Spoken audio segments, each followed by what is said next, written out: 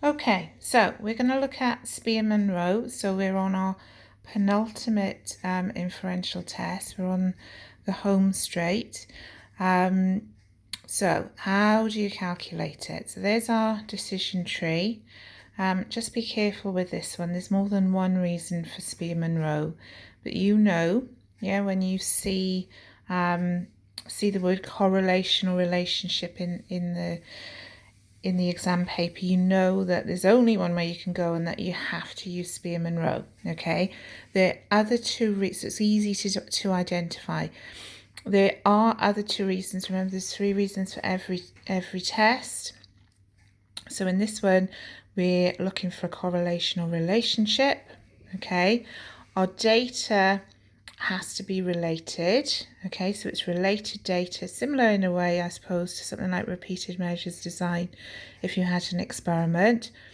And you've got, because it's related, because typically with a correlation you've got 2 sets of data that relates to one person, okay, so typically in psychology perhaps pairs of scores. And then the third reason is that our data has to be, in terms of its level of measurement, has to be ordinal or interval. Yeah, so you're talking of a scale of some kind. Okay, so those are our 3 reasons. It's more than just a correlation. You still need your other 2 reasons. Okay, now another really important thing to remember, otherwise you'll get marked down for this on the exam quite severely, is that you write your correlational hypotheses slightly differently, to those that you would have done if it was for an experiment. So in this case, using the example, with the workbook that accompanies these slides, we have a directional, or a one-tailed hypothesis. So that would be written as, and I've bolded it, to make it crystal clear, that you would be writing something along the lines of that there is a positive correlation. Okay, there's a positive correlation between how long a person has their social media profile in years, and positive beliefs about Facebook as an effective social media tool to connect with their friends on a scale of 1 to 5. So that hypothesis is fully operationalized, yes, because it's clear that we're measuring one covariable as their social media profile, bracket in years, close bracket, and that we are measuring how effective they rate social media as a tool to connect to friends on a scale of 1 to 5. You can't get much clearer than that, okay? And therefore, when we write our null, what we're going to state, as it says in bold, is that there's no relationship or no correlation, okay, between how long a person has had their social media profile, etc., etc. Okay, so the thing to remember here with Spearman Rho is that you can have a directional hypothesis, one-tailed hypothesis, where you're going to say it's a positive or negative correlation, but you can still have a two-tailed non-directional hypotheses where you'd be just stating that there is a correlation. You're just not saying which way it's going to go. Okay, I've put at the bottom there, do not use the words difference when referring to a correlational hypothesis. It will score you 0. It will. Okay, so do not even attempt to use the word difference, because you will be severely marked down on it.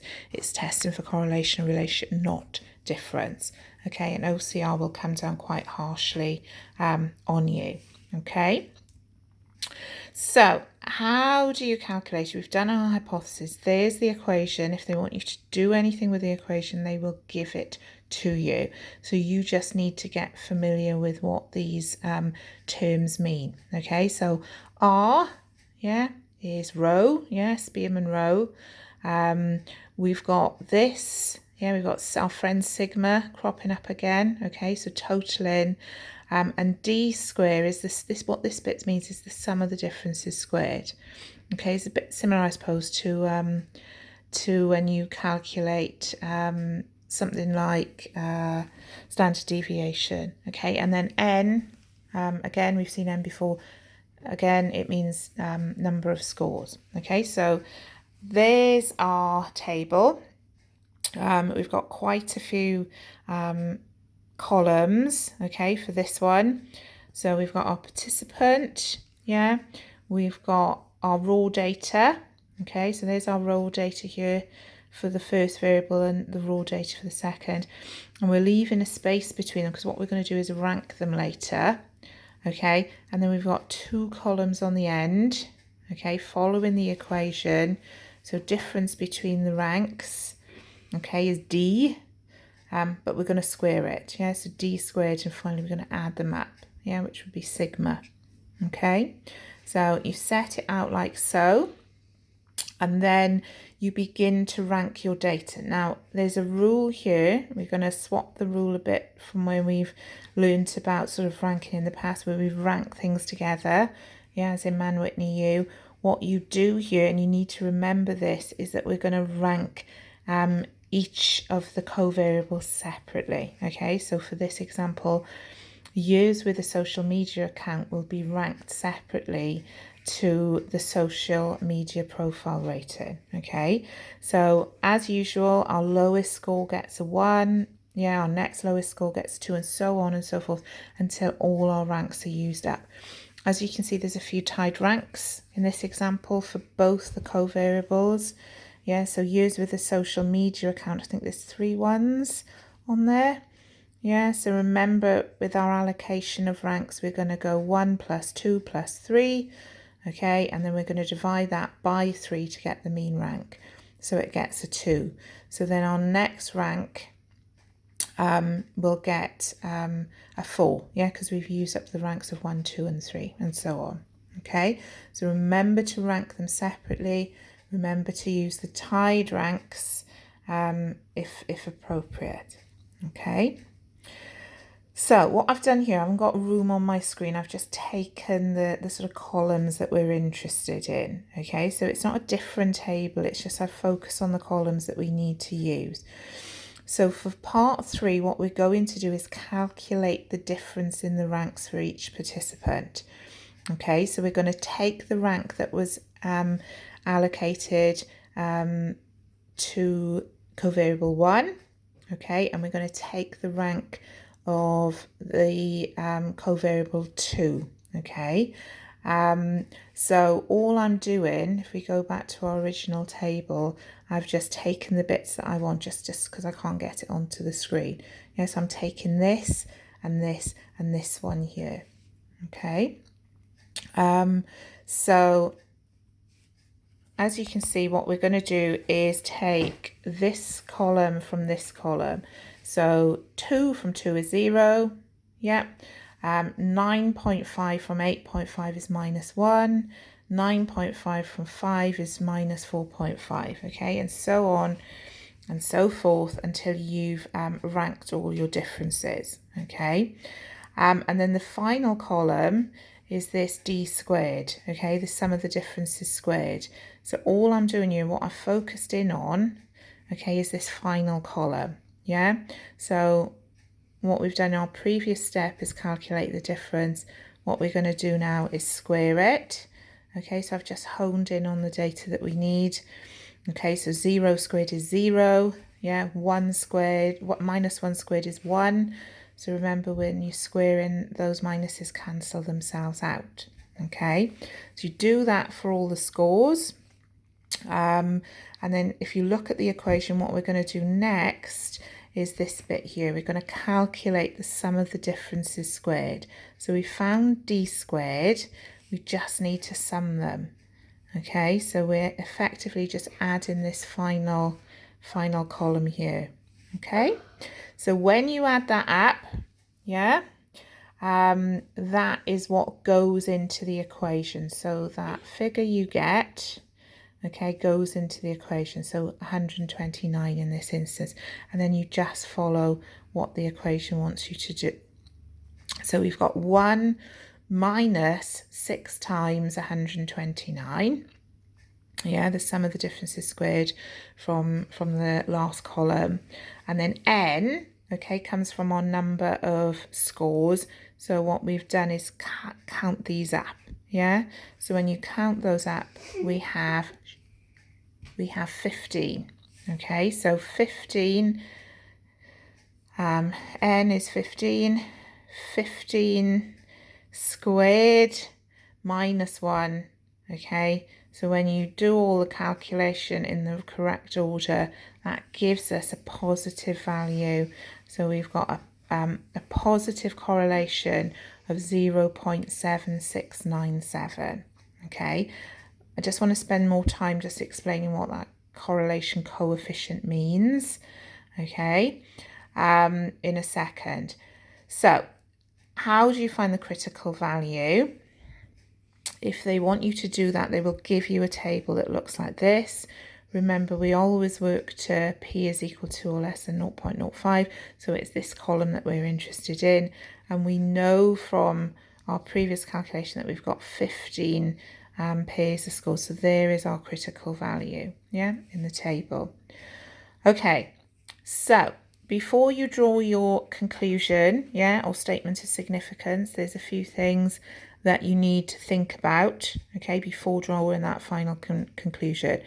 So as I've said in bold, look at the sign, okay? So if you have said a positive or a negative correlation is predicted in your hypotheses, then your result should be a positive or negative hypothesis in line with your correlation.